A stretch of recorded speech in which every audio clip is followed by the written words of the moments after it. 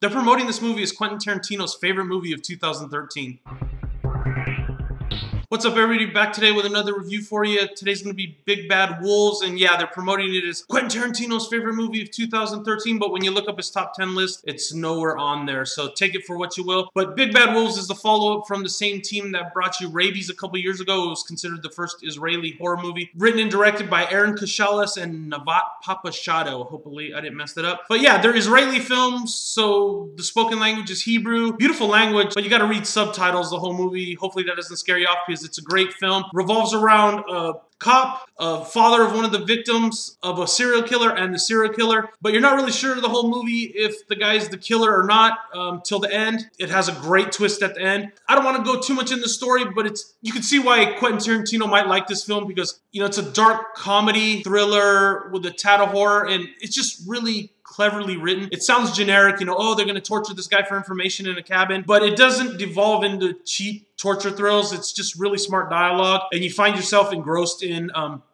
you know, what's going on in the movie, which is always a good thing. And it looked great on iTunes download also, not to give a shout out, but man, it looked awesome. So the things I liked about it were basically, yeah, it never devolved into torture porn. Not that I would have really cared if it did, but I thought it was smart enough not to. And the dialogue is so great. I mean, the comedy was still funny, not lost in translation. And the torture scenes, they play more like on a psychological level. And there's a lot of tension. Occasionally, you know, right before one of them is going to do something to the guy, the phone will ring, and then, you know, everything stops. And then you're waiting to see what happens next. But there's not a lot of blood and guts, which I like, because they didn't need to go there. And through the course of the movie, all these other characters kind of become involved. And like I said, the twist at the end, you kind of see something coming, but the way they did it, I really liked it. I was like, oh, pretty smartly done. I don't have too many complaints about this movie. An interesting watch, looks good. Forgot to mention the amazing soundtrack by Frank Ithman. You know, if you have a problem reading subtitles, you might have issues. I don't have a problem with that. I don't think anything was really lost in translation. The father, you know, he's the one that really wants to push the revenge thing. He's not Liam Neeson. That's the one thing I kept laughing when I was watching. I loved his character. He's crazy, but he's like imperfect. That's the cool thing about all the characters in this movie.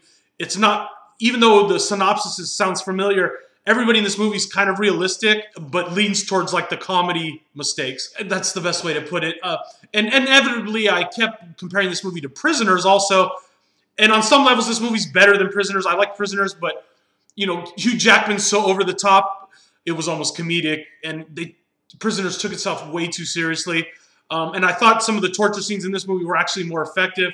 And some of the psychological stuff in this movie was probably more effective than Prisoners. Although I like both films, but that's getting off topic. A couple things I didn't like about Big Bad Wolves was, at the beginning, this is nitpicking, but like I said, the film looked beautiful on iTunes download, and they have a scene where they're panning around a van, and you can just see the camera crew reflecting mildly in the van.